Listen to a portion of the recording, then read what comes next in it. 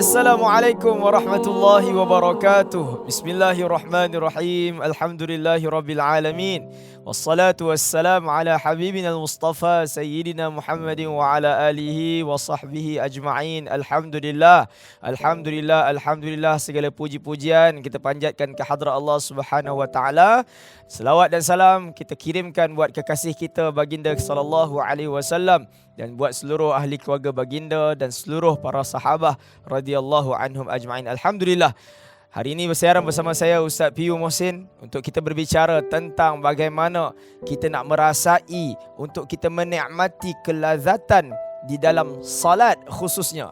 Ya, so kita akan berbicara tentang itu untuk kita melihat apakah panduan-panduan, kaedah-kaedah pendekatan yang ditetapkan dalam Islam ini, yang mana dalam beribadah ini kita bukan sekadar mencari kuantiti, bukan sekadar kita nak menunjukkan kita orang yang baik, orang yang saleh semata-mata, tapi tentu di dalam ibadah itu ada jisnya, ada intipatinya, ada kualitinya, ada kenikmatannya. So kita nak pergi kepada khusus, iaitulah berkaitan dengan ibadah teragung, iaitu satu ibadah, satu-satunya ibadah yang diambil oleh Allah dan oleh Nabi sallallahu alaihi wasallam dalam peristiwa Al-Isra wal Mi'raj, iaitulah perintah atau kefarduan kewajipan salat.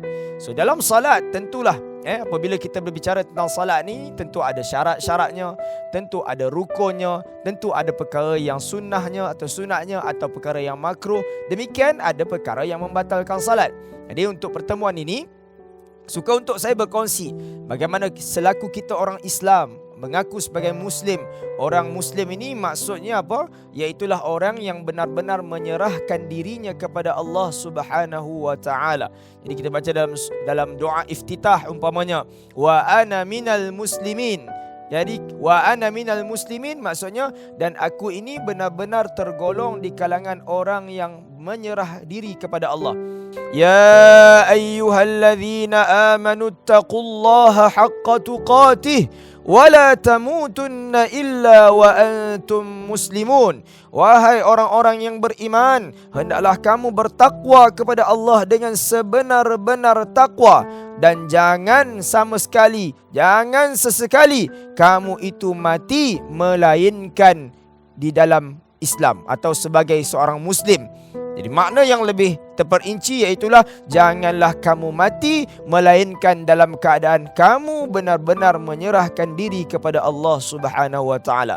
Ini bermakna bila kita menyerahkan diri kepada Allah Subhanahu wa taala, dalam erti kata kita benar-benar melakukan, mentaati segala ketetapan kewajipan yang Allah telah tetapkan di atas muka bumi selama kita hidup ini, dan kita juga berusaha sedaya upaya kita untuk meninggalkan segala larangan dan tegahannya. Jadi demikian kita berbicara tentang satu kefarduan yang sangat besar dalam hidup ni, iaitulah berkaitan dengan salat. Maka salat ini seperti yang saya sebutkan, ada intipatinya, ada ruhnya, ada kekuatannya, ada nilainya. Ini dikupas panjang oleh para ulama kita daripada beberapa potong ayat suci Al-Quranul Karim. Umpamanya dalam Al-Quran Allah menyatakan, qad a'udzu billahi minasyaitonir rajim, qad aflahal mu'minun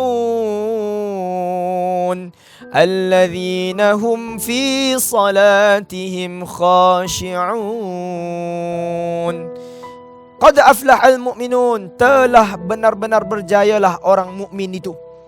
Ni jaminan siapa? Bukan jaminan ustaz, bukan jaminan motivator, bukan jaminan sesiapa, bukan jaminan Perdana Menteri, tetapi jaminan Allah Ta'ala. Qad aflahal mu'minun. Qad bila masuk dengan fi'lul madhi bermaksud litahqiq, untuk menyatakan benar-benar pasti berjaya orang mukmin, iaitulah orang yang apa? Benar-benar khusyuk di dalam salatnya. Qad aflahal mu'minun, benar-benar berjaya orang mukmin itu, yang mana orang mukmin yang mendirikan salat, yang di dalam salatnya itu ada khusyuk. Jadi kita berbicara tentang khusyuk. Apa kaedah khusyuk? Bagaimana pendekatannya?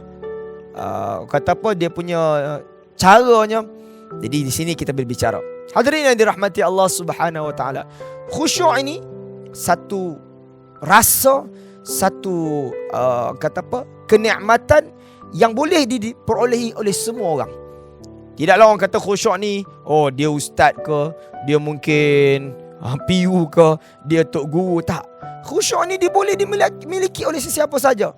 Tukang kebun boleh, engineer boleh, doktor boleh, orang IT boleh, petani boleh, semua.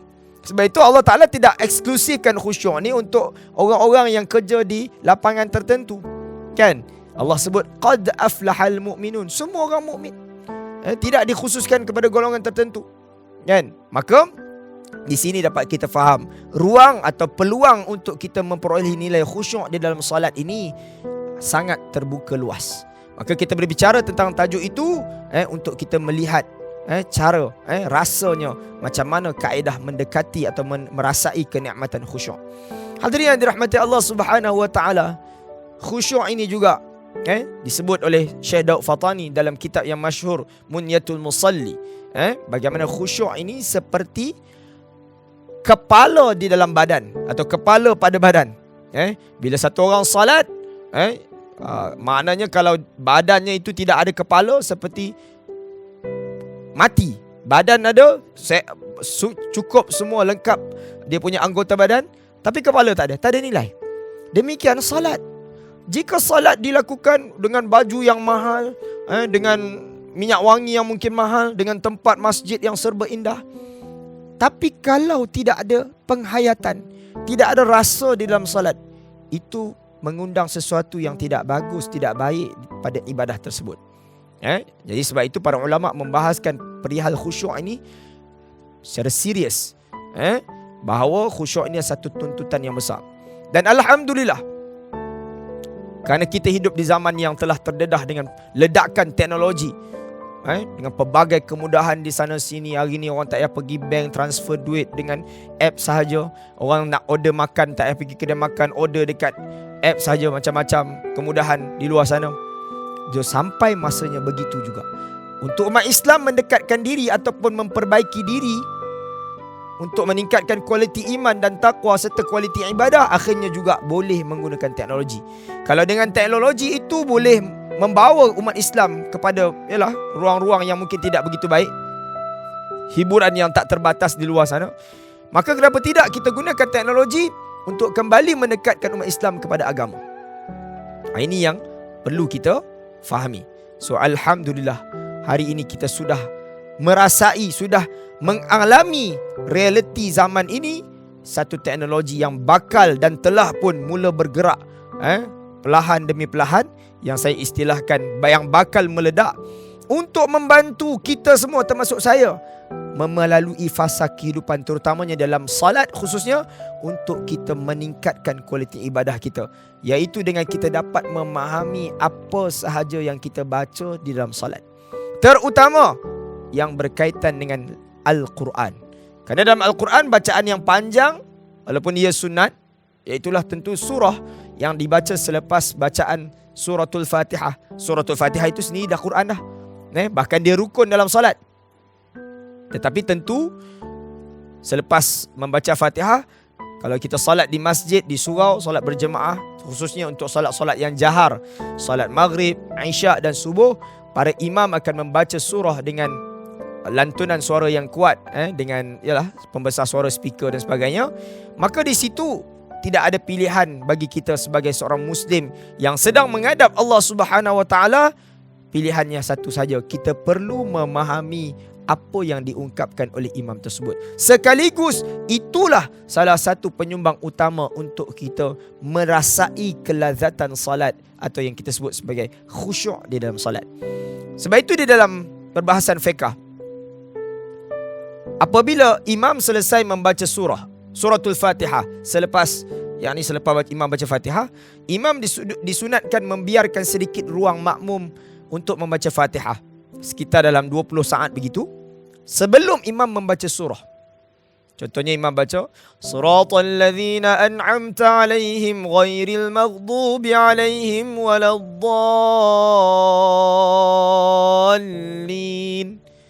Amin. Di dalam tempoh tu imam makmum membaca Fatihah. Kemudian imam mula membaca surah. Bismillahirrahmanirrahim. Tabarakalladzi biyadihil mulku wa huwa ala kulli syai'in qadir. Alladzi khalaqal mauta wal hayata liyabluwakum ayyukum ahsanu amala wa huwal azizul ghafur. Contohnya.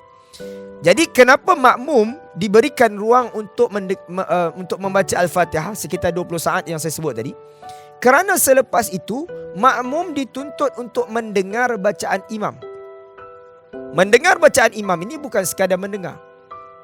Mendengar dalam erti kata seperti apa yang disebut oleh Allah Subhanahu wa taala, wa idza quri'al qur'anu fastami'u wa ansitu la'allakum turhamun.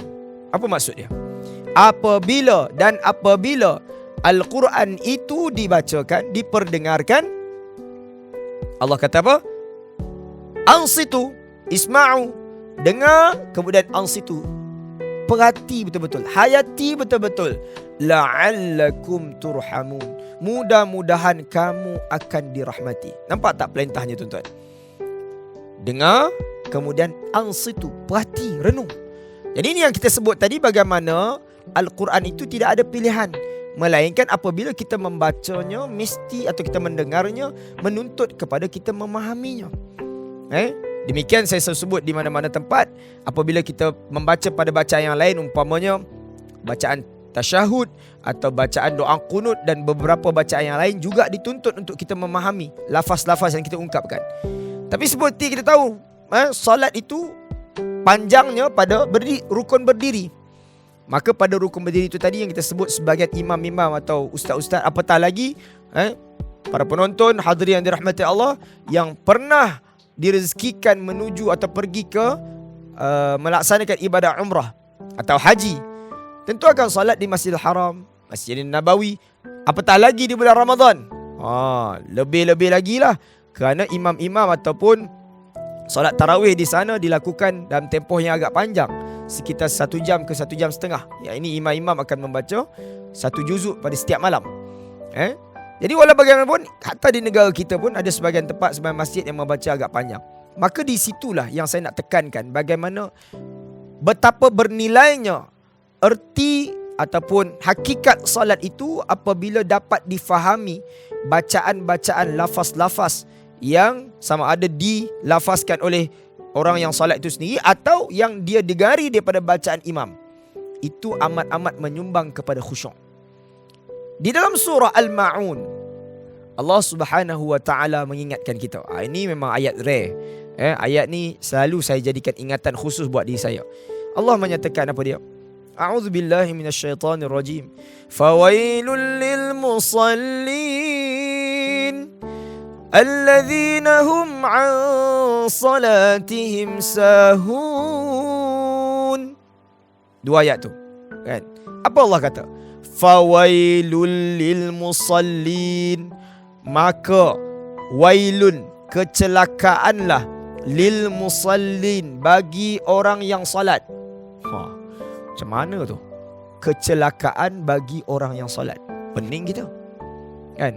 Kalau orang tak solat celaka, itu normal.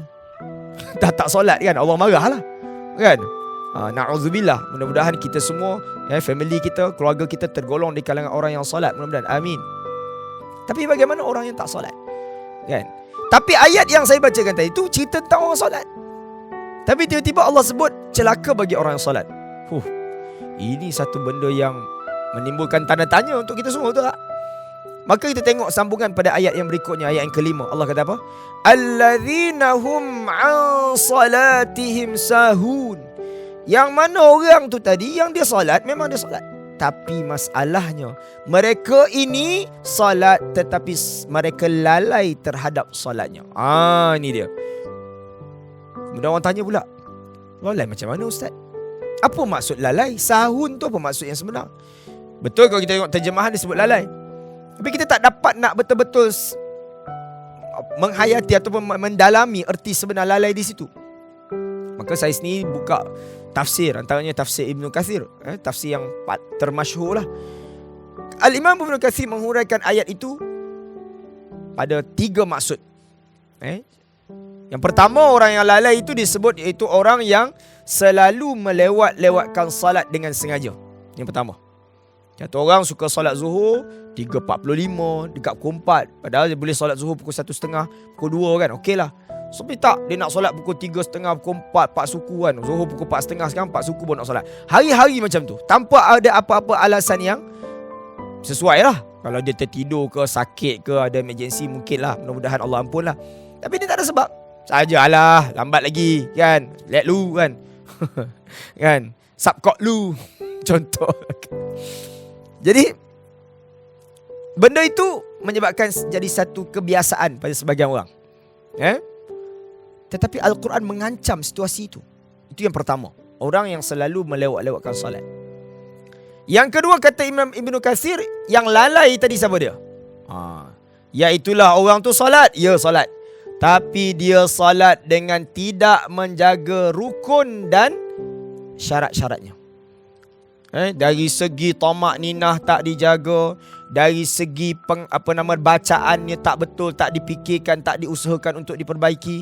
Dari segi contohnya, semualah rukun dan syarat tak diperhatikan secara serius. Padahal solat ni bukan kita buat setengah jam pun, bukan 40 minit pun, atau bukan 15 minit pun. Kan, 5 minit je. Ada orang solat zuhur 2 minit setengah je. Contohlah kan. So solat adalah satu ibadat yang ringan, tidak begitu berat. Alhamdulillah, Allah kasih simpati kat kita. Sehingga kita ingat kalau kisah ketika Nabi SAW ambil kewajipan solat ni dulu, daripada ketika Nabi naik ke Sidratul Muntaha, Nabi turun dengan membawa 50 kali kan, lebih daripada itu.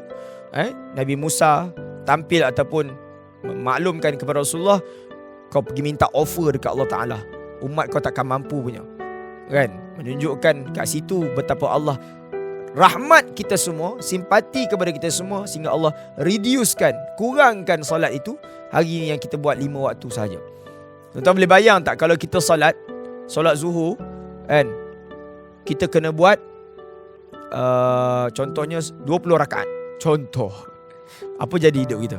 Subuh kita kena buat 10 rakaat, asar kena buat 15 rakaat, contoh 14 rakaat. Kita kena allocate time kita satu hari lebih kurang 2.5 jam untuk solat. Hari ni kita untuk setengah jam solat pun mungkin tak sampai sehari pun. Demikian orang tak solat kan. Sangat menduka citakan lah. Baik, so itu yang kedua, iaitu orang yang solat tapi tak menjaga khusyuk. Tak menjaga dia punya rukun dan syarat. Saya teringat kisah di zaman Nabi SAW. Satu orang badui, satu orang sahabat lah, datang ke masjid Nabi, lalu dia salat. Hadis ni masyhur. Dia salat, kemudian sehinggalah dia bagi salam lah. Dia rukuk apa semua, sujud semua, bagi sampai habis. Bila dia bagi salam, lalu Nabi kata pada dia, "Salli fa innaka lam tusalli." Nabi kata, salat semula, sesungguhnya engkau tidak salat pun. Terkejut lelaki ni tadi. Apa yang aku tak solat? Aku solat. Tapi Nabi yang cakap, takkan nak inquiry pula kan, takkan nak bertikai pula. So dia pun solat kali kedua. Allahu Akbar. Sampai bagi salam, Assalamualaikum warahmatullahi. Habis kan? Kemudian Nabi pun kata kat dia, Salli fa innaka lam tusalli. 2 kali lah Nabi kata kat dia, salat semula, sesungguhnya engkau tidak solat. Pelik dah lelaki ni. 2 kali dah aku solat, Nabi kata aku tak solat. Kali ketiga dia pun dengan rasa, okey lah, yang kali ni terbaik punya lah aku bagi kan, yang padu punya kan. Dia pun solat lah dengan rasa confidentnya. Allahu Akbar. Sampailah bagi salam, Assalamualaikum warahmatullahi wabarakatuh semua kan. Nabi pun kata kat dia, Salli fa innaka lam tusalli. Salat semula, sesungguhnya engkau tidak pun salat. 3 kali. Bayangkan tuan-tuan, sahabat-sahabat semua, Nabi kata engkau tak solat pun, solat semula. Jam kawan ni. Apa benda yang aku buat ni? Aku solat kot. Contohlah kan. So apa yang berlaku? Dan hadis inilah menjadi salah satu hadis yang tunjang akar kepada pendalilan ataupun istinbat para ulama menyatakan bahawa solat lelaki itu tadi tidak ada tamak ninah. Makna solat lelaki itu tadi laju, gopoh kan. Umpamanya pada rukuknya, pada sujudnya, pada i'tidalnya itu tidak dijaga di situ tamak ninahnya. Itu insya-Allah kita bicara pada season lain, dari sisi praktikalnya. Cuma apa yang saya nak sebut, ini yang disebut sahun tadi. Okey, iaitu orang yang tidak menjaga tamak-ninah, sehingga Nabi kata dia tidak salat, maknanya tidak sah salatnya. Dan yang ketiga tuan-tuan, orang yang dicela oleh Allah Taala, orang yang murkai oleh Allah, wal-a'yadzubillah. Orang yang salat tapi dimurkai Allah, orang yang salat, orang yang dibenci Allah, orang yang salat tapi tidak mendapat rahmat Allah. Ini yang kita takut ni. Sebab kenapa kita kata macam tu? Sebab Allah kata fawailun. Wail ni satu ungkapan yang kalau orang Arab berbicara sesama mereka pun perkataan tak bagus. Yalah, kalau kita mungkin orang muda sebut celaka tu macam biasa, tapi tentu perkataan tu tidak bagus. Bukti kenapa tak bagus, cuba kita cakap kat mak ayah kita. Try cakap tengok. Dapat menampar sekali kan. Jadi Allah sebut wail itu kecelakaanlah bagi orang yang salat, yang mana alladzina hum an salatihim sahun itu tadi. Maka yang ketiga kata Imam Ibn Katsir, ni poin yang paling besar yang saya nak sebut, iaitulah orang yang na'udzubillah dia salat tetapi tidak memahami dan menghayati intipati bacaan-bacaan atau apa yang dia dengar di dalam solat. Ini yang kaitan besar dalam soal khusyuk. Tapi yang tadi pun terkait sebenarnya. Soal rukuknya, i'tidalnya yang tidak bagus itu efek kepada nilai khusyuk. Tapi lebih besar daripada itu adalah penghayatan bacaan. So kita nak bawa dimensi baru diri saya khususnya yang saya bercakap ini, dan kita semua kepada fasa perubahan diri kita. Pertama, daripada mungkin ada sebahagian sahabat-sahabat yang belum solat. Saya suka guna term belum solat sebab pengharapan saya kepada umat Islam ini semuanya insya-Allah akan solat. Jadi cuma belum dan akan tu jangan tempohnya itu bertahun berbulan-bulan. Belum dan akan tu biarlah hari ni terus petang ni solat, kan, atau sekarang juga kita solat. Yang belum tu sebelum ni biarkan berlalu. Tapi hari ni kita sudah nak solat, nak memperbetul diri kita. Kerana tentulah semua kita tahu bahawa ajal itu lebih laju daripada solat kita, kan. Kalau dia nak datang, dia datang dulu sebelum solat kita. Itu lebih kita takuti. Baik. Jadi penghayatan maksud di dalam solat ni very important thing, sangat penting.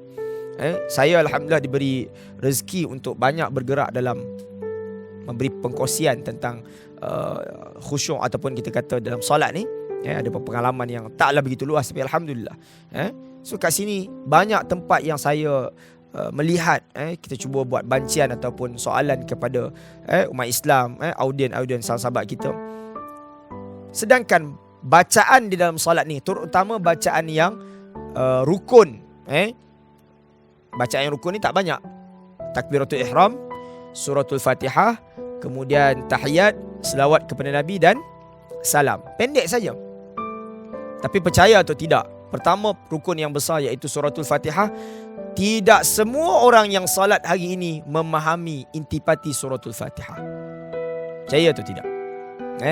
Tuan-tuan yang menonton video saya ataupun apa yang perkongsian saya ni, tanpa melihat terjemahan, jujur pada diri kita, apa maksud an'amta alaihim? Cuba jawab.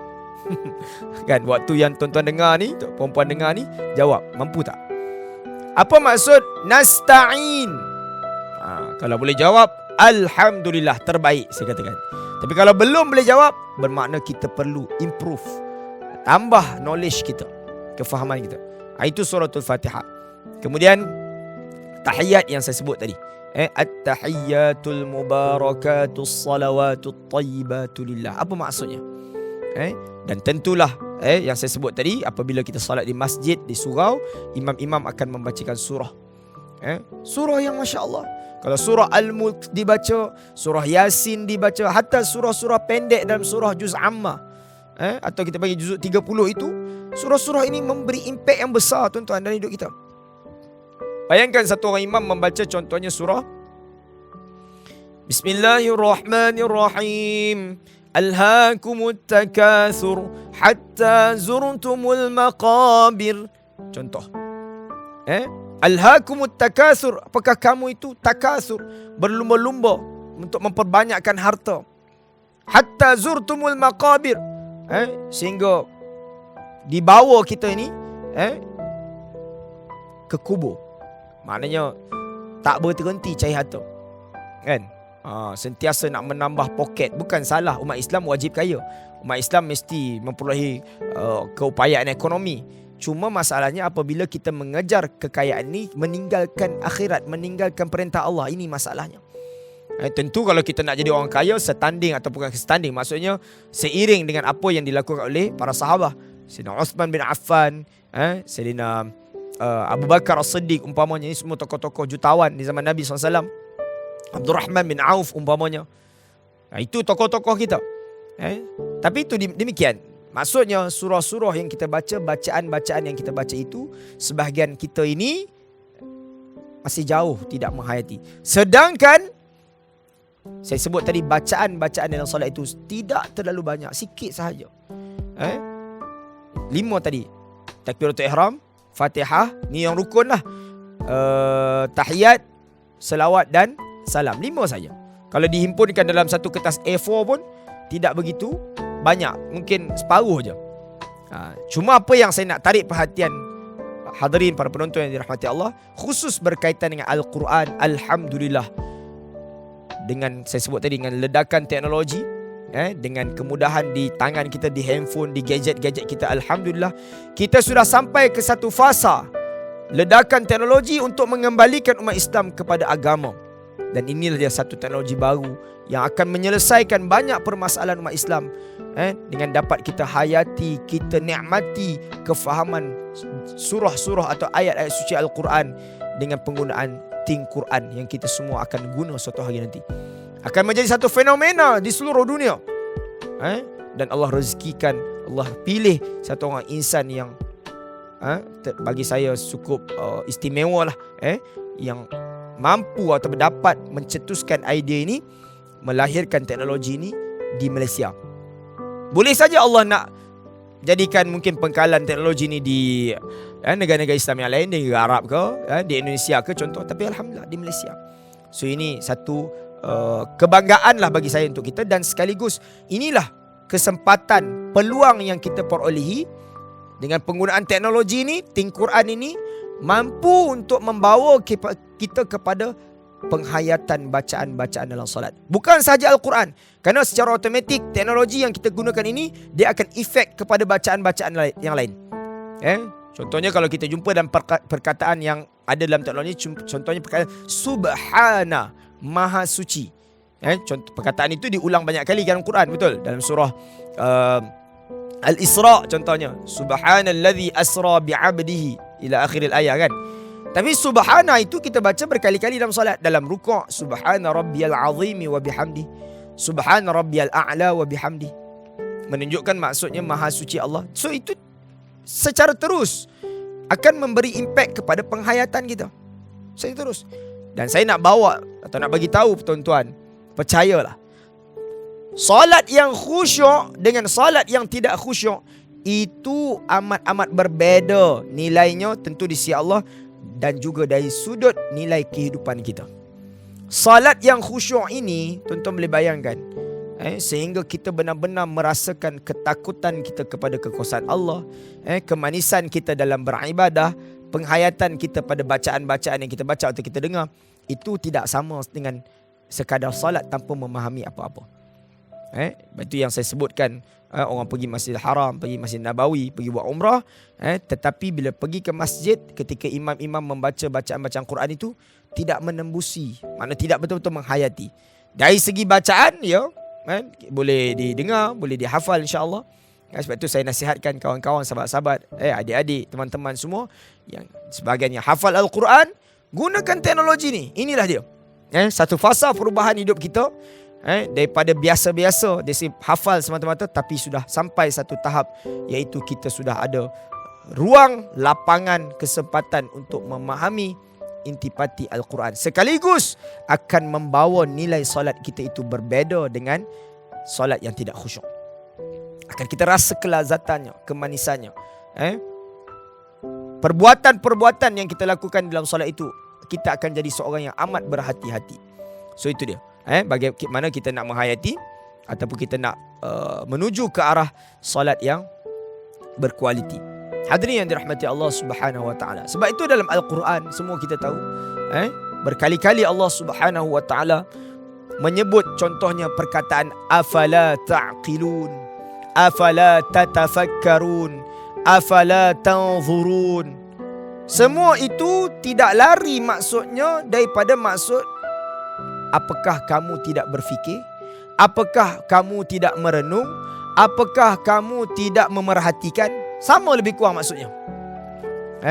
Yang mana penggunaan lafaz-lafaz itu, kalau kita perhatikan, semuanya datang dalam bentuk kata kerja. Ia tidak datang dalam bentuk perkataan semata-mata atau kata nama. Dia datang dalam kata kerja, yang menunjukkan bagaimana Al-Quran itu tidak ada pilihan, melainkan ia perlu digerakkan minda ketika kita menyebut atau melafazkannya itu, penghayatannya mesti hadir bersama. Ini yang kita telah kongsi panjang kan, bagaimana sebahagian kita ini, umat Islam ini, menganggap Al-Quran ini dengan penuh rasa berpada, hanya sekadar membaca, walaupun bacaan yang sangat berkualiti, dengan taranumnya, dengan tajwidnya. Dan saya ucapkan alhamdulillah dan tahniah mereka yang baca Quran dengan baik. Tetapi takziah kalau sekadar membaca tanpa memahami. Termasuk saya sendirilah. Saya pun masih rasa jauh lagi nak memahami Al-Quran, khususnya memahami kosakata atau kalimah yang terkandung. Apatah lagi nak memahami intipati, maksud-maksud yang tersirat dari segi hukum hakam, perbahasan-perbahasan yang lebih dalam. Itu tentu memerlukan proses yang lebih besar lah. Tapi memadai untuk selangkah kita membuka pintu kefahaman Al-Quran dengan kita dapat memahami dan mengingati kalimah-kalimah yang kita baca. Bismillahirrahmanirrahim. Wadduha wallaili idza saja ma wadda'aka rabbuka wa ma qala. Setiap kalimah itu kita dapat hayati. Itu kemanisannya. Berbanding daripada kita baca, walaupun betul bacaannya tapi tak faham langsung, tentu ada beza. Qul hal yastawi alladhina ya'lamun wal ladzina la ya'lamun, kata Allah. Katakan wahai Muhammad, apakah sama orang yang memahami atau orang yang mengetahui dengan orang yang tak mengetahui? Tentu tidak sama, kan? So bagaimanalah sebab itu tawaran-tawaran kita, peluang yang kita berikan kepada sahabat-sahabat, kawan-kawan seluruh umat Islam, ini dah masanya untuk satu teknologi yang mudah, yang santai, yang boleh digunakan di mana-mana sahaja, yang begitu menarik, begitu intelijen sistemnya, dapat membantu kita dengan kos yang begitu sangat mampu milik. Berbanding dengan kelas yang mungkin kita nak pergi berhari-hari, kemudian dengan komitmen masa, kewangan dan sebagainya, jauh.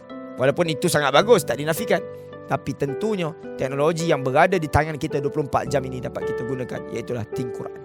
So ini dah dia peluang yang kita perlu guna sama-sama. Dan kalau tanya saya, setakat mana tuntutan untuk kita gunakan Think Quran, sejujurnya memang satu kewajipan. Kerana inilah satu-satunya setakat ini pendekatan teknologi yang mudah saya sebut tadi, berbeza dengan apps atau teknologi yang lain-lain itu, untuk membawa diri kita, masyarakat umat Islam, faham Al-Quran.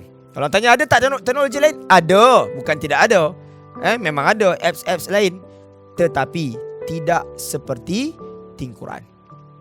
Ada perlu di sana ada di sudut analisanya, di sudut kualiti, bagaimana dia dapat melihat penggunaan, user-user ataupun orang yang menggunakan itu dapat dipantau, dinilai keupayaannya dari segi ingatan dan seumpamanya. Baik, so itulah dia Think Quran. So ayuh kita gunakan sama-sama teknologi ni tuan-tuan untuk menjadikan solat kita lebih berkualiti, solat kita lebih terasa kelazatannya, solat kita lebih terasa keindahannya. Bayangkan, tak teringinkah kita untuk 5 minit yang kita persembahkan kepada Allah Subhanahu Wa Taala itu dengan hati dan jiwa yang tulus ini, jiwa yang betul-betul ikhlas ini, sehingga kita dapat menitiskan air mata tatkala membaca ayat suci Al-Quran dan juga menghayati bacaan para imam.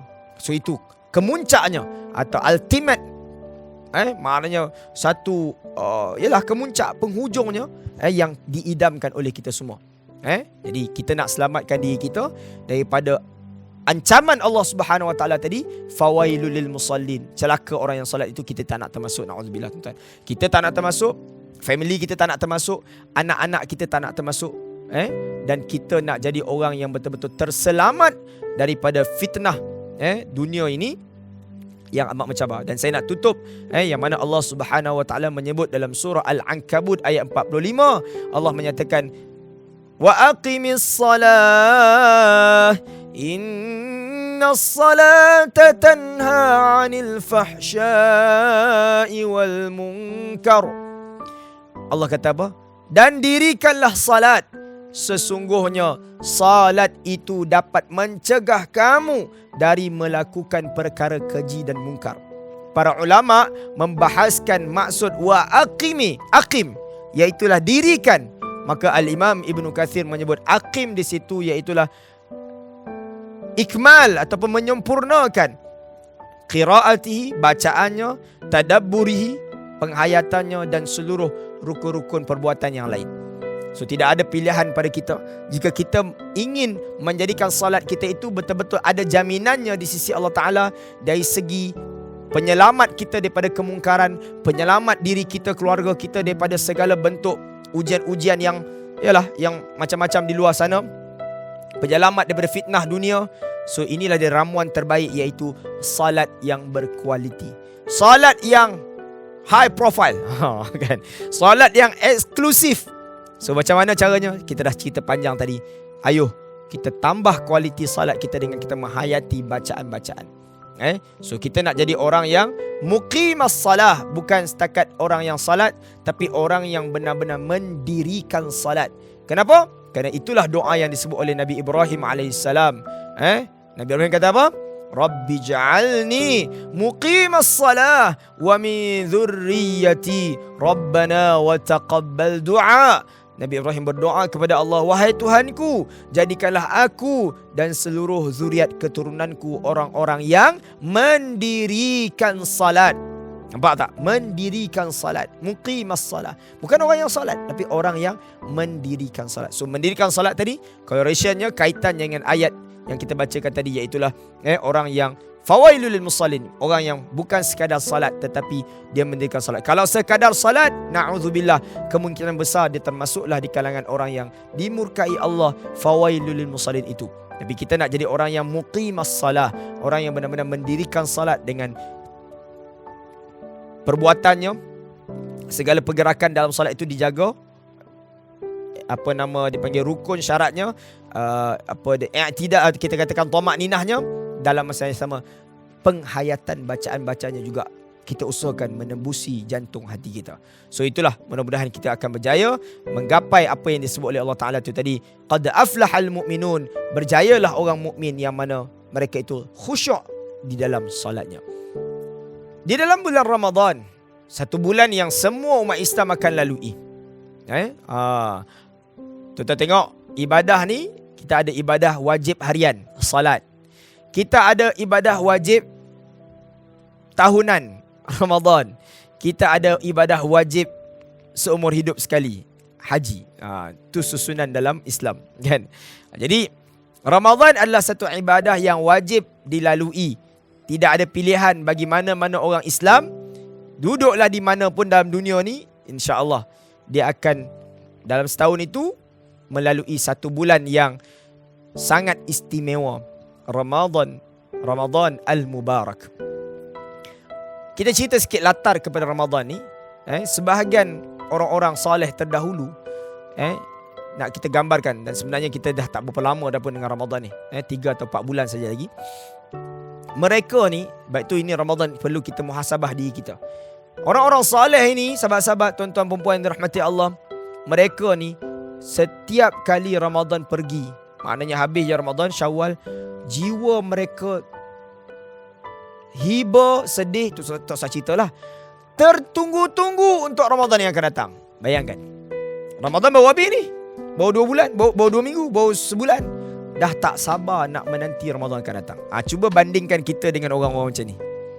Kita satu Ramadan datang fras, oh Allah, hai, lamanya aku kena puasa.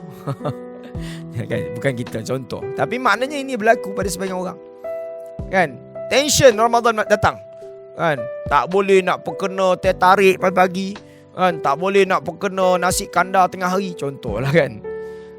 Itu beza lah. So di sini kita perlu lihat bagaimana cara fikir kita terhadap Ramadan. Ini kita kena psikologi sikit. Supaya kita jadi satu orang Muslim yang benar-benar menghayati ataupun appreciate, kita hargai anugerah Ramadan.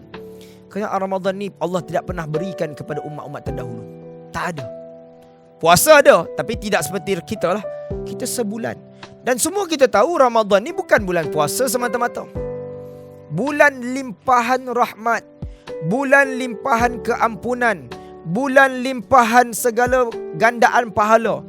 Bulan yang tak tahu nak cakap lah. Bukan 2 hari, bukan 3 hari, bukan 3 minggu, sebulan. Satu masa yang kalau kita nilai dengan waktu yang ada di dalam hidup ini, sebulan tu, Masya Allah. Sebab itu umat-umat terdahulu, mereka sepanjang Ramadan tu dapat khatam Quran bukan macam kita. Satu juzuk pun kadang-kadang tak sempat habis. Mereka berpuluh-puluh kali sebulan khatam Quran di bulan Ramadan khususnya. Sedekah tak usah cerita lah. Nabi SAW sendiri digelarkan kana ajwadud nas. Nabi itu sangat-sangat pemurah ketika Ramadan. Seperti angin yang bertiupan harta Nabi itu. Mana tak sempat singgah kat Nabi, hilang. Kita singgah kat kita, tak pergi-pergi. Kekal stay kat kita kan. Itu beza kita. Jadi itu Ramadan. So apa yang kita nak kongsikan khusus Ramadan ni, seperti kita tahu, antara kelazatan Ramadan ni yang tidak ada pada bulan lain, iaitulah apa dia?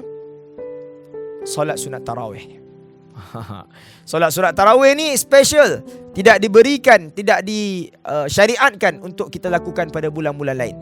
So Ramadan kali ini tuan-tuan, saya nak ajak diri saya khususnya dan kita semua yang menonton, untuk kita jadikan Ramadan kali ini Ramadan yang berbeza dengan bulan-bulan lalu.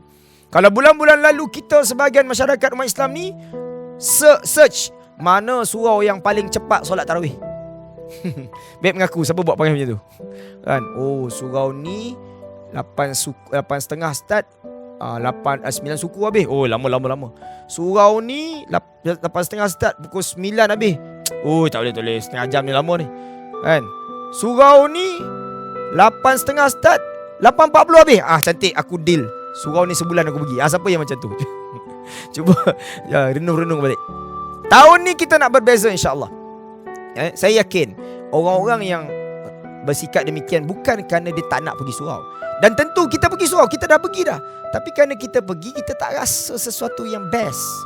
Kenapa? Kerana kalau kita pergi di surau yang lama itu, kerana tentu tarawihnya lama. Kenapa tarawihnya lama? Kerana imam-imam membaca surah yang agak panjang. Kenapa rasa panjang? Sebab kita tak dapat rasa apa-apa tuan-tuan pada bacaan imam. Dibaca surah Al-Baqarah, juzuk pertama, juzuk kedua panjang. 20 muka surat contohlah. Hatta kalau kurang daripada itu, mungkin baca 5 muka surat pun panjang. Kita nak yang imam ni surah ni, dia punya rakaat pertamanya Bismillahirrahmanirrahim, amin, Bismillahirrahmanirrahim, Yasin, Allahu Akbar. Kita nak yang tu. Satu ayat je, satu rakaat. Lepas tu ayat kedua, rakaat kedua pula Wal Quranil Hakim, Allahu Akbar. 2 ayat je. Satu.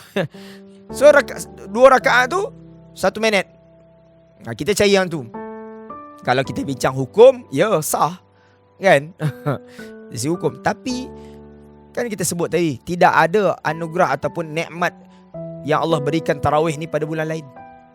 So tarawih ni disebut sebagai qiyam Ramadan. Di dalam hadis sebut begitu kan? Maknanya tidak ada solat ini di bulan lain. Bukan maksud solat malam boleh, qiyamul lail apa semua, tak ada masalah bulan lain. Cuma tarawih itu tidak ada pada bulan lain. Solat sunat yang dilakukan beberapa rakaat selepas Isyak itu tidak kita buat secara berjemaah di bulan lain kan? So inilah dia tarawih. So apa yang kita nak jadikan tarawih tahun yang mendatang ini, berapa bulan lagi ni, satu yang berbeza dengan apa yang kita telah lalui sama ni, iaitu kita nak menikmati tarawih. Kalau boleh tarawih yang tahun ni, tahun yang bakal menjelang ni, kita nak search terbalik pula, mana masjid atau surau yang lama sikit solatnya. Aku nak rasa feel imam-imam tu baca. Oh tuan-tuan, ni lah lain level.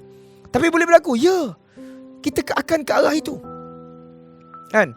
Waktu tu akan sebahagian anak-anak muda akan mula bagi cadangan dekat masjid. Tolonglah cari imam yang baca panjang sikit. Kami dah mula feel yang Quran. Sebab apa? Ni dia teknologi ting Quran sudah ada di tangan kita. 3 bulan kita gunakan, insya-Allah sekurang-kurang dalam masa 3-4 bulan yang datang ni, sekurang-kurang 400 ke 500 kalimah Al-Quran kita akan faham dan ingat. Tuan-tuan, itu tidak boleh dibeli sebenarnya ni. Dibandingkan dengan nilai wang ringgit, tak boleh. 400 kalimah tu, kan? Kalau 100 kalimah je saya suka tawarkan dekat seorang masjid, nak tak? Saya berikan peluang dalam masa 2 minggu faham dan ingat 100 kalimah dalam Quran. Melompat semua orang nak, tuan. Bayar RM1,000 pun sanggup, kan? Tapi ni dah masa 2 bulan, 3 bulan faham 300-400 kalimah. Kalau 6 bulan, insyaAllah 900 kalimah. Sebab period kita yang kita tawarkan, kita tetapkan insyaAllah 900 kalimah dalam masa 6 bulan. Cuma kita tak sampai 6 bulan lagi nak Ramadan. So sekurang-kurangnya kita dapat 200, 300, 400 kalimah sebelum Ramadan. So itu sudah satu kelazatan yang tak boleh dinilai dengan wang ringgit. So inilah fasanya. Kita sudah ada teknologi di tangan kita, boleh digunakan di mana-mana, gunakan. Aim Ramadan kita tahun ni, kalau saya secara personally, saya suka pergi masjid wilayah. Masjid wilayah ni jemputan dia Syekh Abdul Rahman Dasuki. Itu masjid pot saya setiap tahun. Walaupun saya tak mampu pergi setiap hari, sebab kadang-kadang saya jadi imam di tempat lain juga. Bila saya free, itulah masjid pilihan saya. Kerana feel dia. Tahun ni saya tak tahulah diundang lagi ke tidak. Tapi maknanya, kenapa? Sebab bukanlah saya ni pandai ke alim tak, tapi sedikit saya punya pengetahuan pada kalimah-kalimah Quran tu menyebabkan saya rasa syok. So takkan saya nak seorang je. Kawan-kawan saya ni, sahabat-sahabat, tuan-tuan yang menonton ni, semua kita jom, kan? Dan kita nak masih surau-surau di tempat-tempat taman apa semua ni, mula mencari imam-imam yang berkualiti, yang bacaannya bagus, yang mana makmum-makmum nanti sudah mula menggunakan ting Quran dan mula demand untuk solat tarawih itu agak dilamakan. Bukan kerana yalah komitmen ke kerja ke, itu normal lah, mungkin ada. Tapi kelazatan memahami intipati Quran itu sudah tidak asing lagi. Tidak jadi satu keralatan, tidak satu jadi benda yang faham Quran macam tak. Dia sudah jadi satu fenomena. Nanti orang pakai, kita pakai ting Quran, kita tanya member, "Oi, kau macam mana? Tak pakai ting Quran kau kat mana?" Ada orang tanya, ting Quran tu apa? Kat situ sudah satu macam, bukan nak pelekeh, tapi satu kepelikan kalau orang tak guna ting Quran. Macam hari ni lah, apps yang ada di handphone kita ni kan, yang macam-macam ni. Cuba kita tanya kawan, kau ada tak app ni? Kan? Apa benda tu? Aduh, orang dah pakai Malaysia View, buat video beratus-ratus ribu dah, kau tak pakai lagi. Kan? Padahal entertainment je pun. Tapi nak katakan bila benda dah viral, benda semua dah pakai, semua orang akan jadi teringin nak pakai lah, fenomena.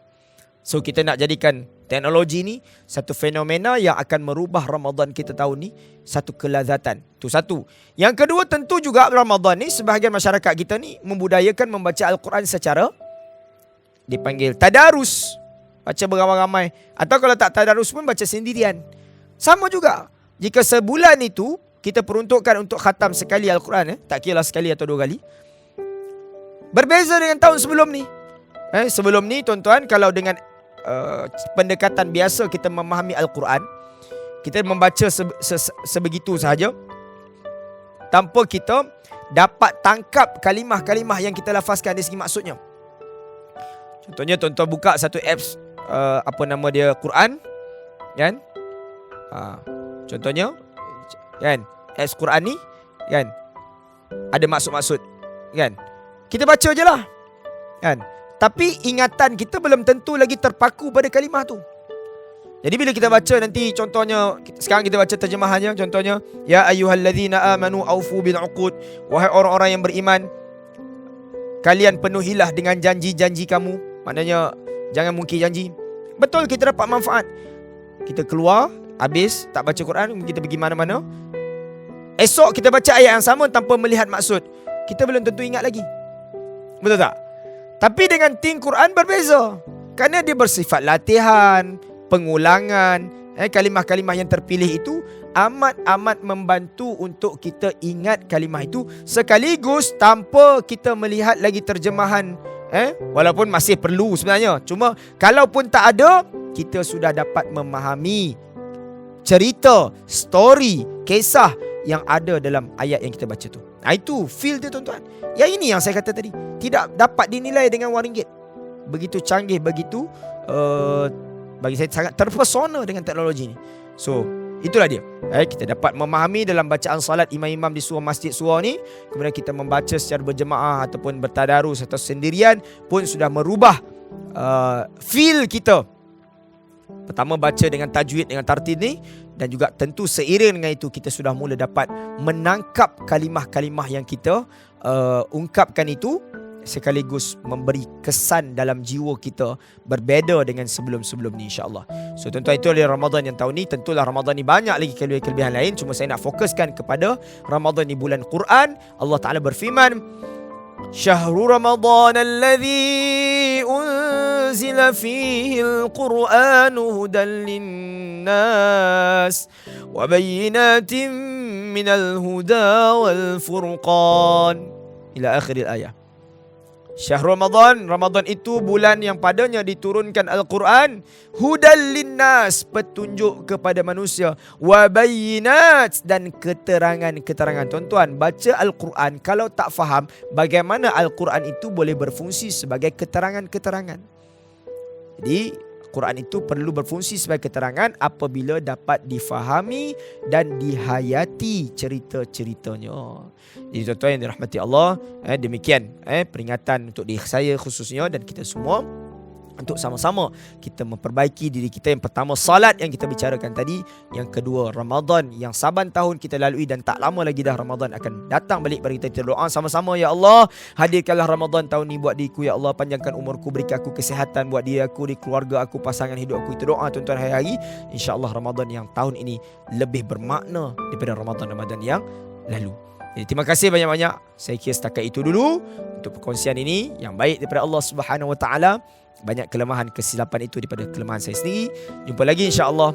Wassalamualaikum warahmatullahi wabarakatuh.